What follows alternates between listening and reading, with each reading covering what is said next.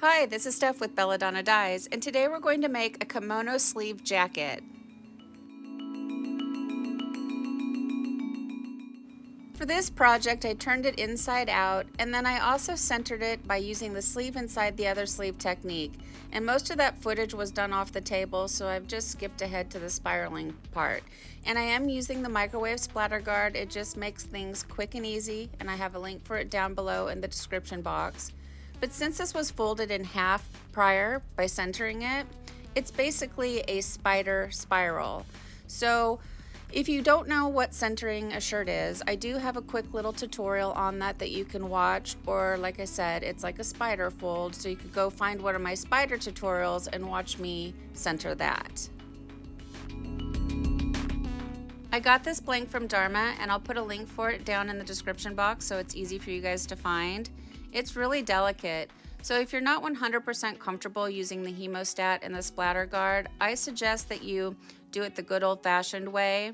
I'm really comfortable using the splatter guard and the hemostat now, so I know how much pressure I can put on something.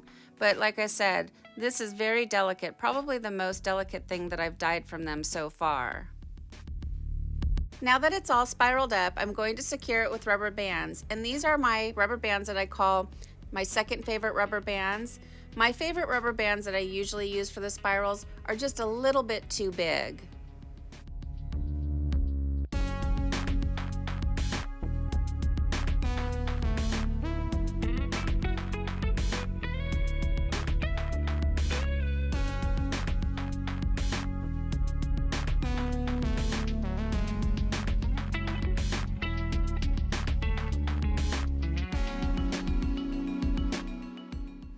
I like to mark out my pattern with a washable marker. Now it's time for the fun part. I'm going to add the dye.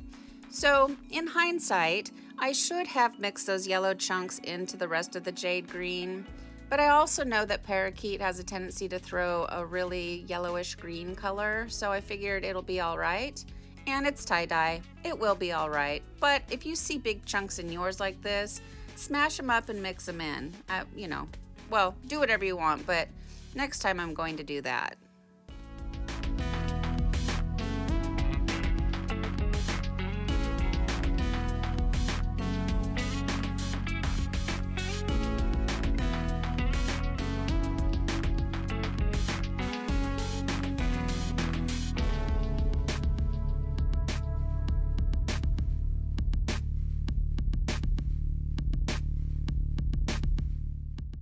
Tropical Dream is a new color to me, so I don't have a swatch for it yet, but it's one of Dharma's special order dyes where you have to order 5 pounds at a time, and that's just way too much dye. So where I got these were through Facebook and our tie-dye friend Kathy Sprague, and she's selling them over at Tie-Dye Supplies Marketplace, and you usually have to do pre-orders with her, and she's been great. I've got all these new colors that I get to try out, and so I'm super excited. So head over to Facebook and look up Kathy Sprague. Again, it's Tie-Dye Supplies Marketplace. She also has Tidewater Fiber Arts, and that's like her personal page where she shows her tie-dye and I believe sells her tie-dye. So check her out, you guys. She might still have some of these special order colors left.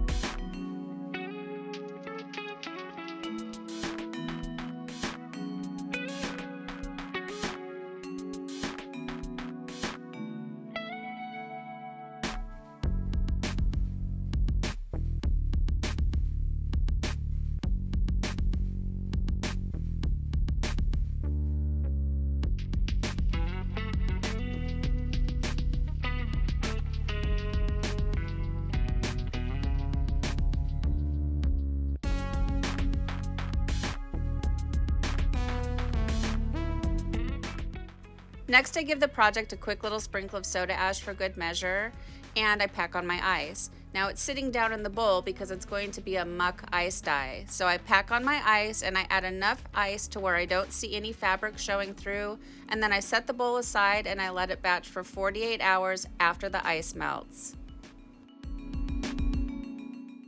Look at all that beautiful muck water. So after the ice had melted, I came back and I checked the project like we always do. I have to peek. And the jade green where it had that yellow looked really speckly and splotchy. So I took the bowl and I shook it, and it put muck water all over the top of the project. And once I did that, those speckles went away. So if that happens to you, give that a try and see if you like it. So now it's time for the rinse out, and you want to start by using cold water to rinse away any soda ash that might still be reacting within the fabric, and then increase your water up to hot and rinse until the water runs pretty much clear. And then I put it in a garment bag. So when you're washing rayon, you need to use a garment bag. If you tear holes in the fabric or rip the seams or whatever, Dharma's not going to help you after you've dyed it, okay? So I put it in the garment bag and I put it in the washing machine, and I do however many hot water cycles it takes using Curolon. And with rayon, it's usually about 1 hot water cycle.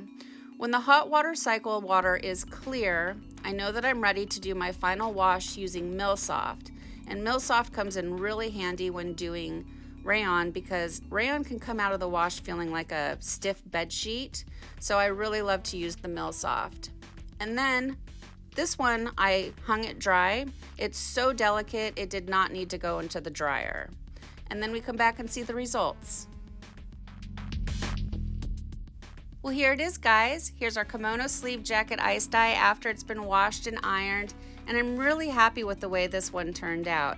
I'm always doing purples, and so I wanted to do something completely different. And because of the flowy nature of this one, I was thinking beach vibes, and I really do think that I've achieved that. I think this would make a cute swimsuit cover-up, but what Bella is wearing is a tank top and some capri pants, and it's one of those tops where it's, I think, dressy enough where you could wear it to work, but it's also cute and casual, and you could, wear it out to lunch or just to go shopping at the mall or whatever. Now, one thing about this particular top is it's very delicate. If you're going to buy this and sell it to your customers, I recommend that you tell them to hand wash it. And then I left this part in, so I took Bella outdoors to photograph it, and the wind picked up, and just look at how beautiful and flowy that fabric is. So what do you guys think of this top? Please leave me some comments down below. Thank you so much for watching. Please subscribe to my channel, leave a thumbs up, and click the bell and set it to all. That way you get notified of future uploads. And remember, have fun tie-dyeing.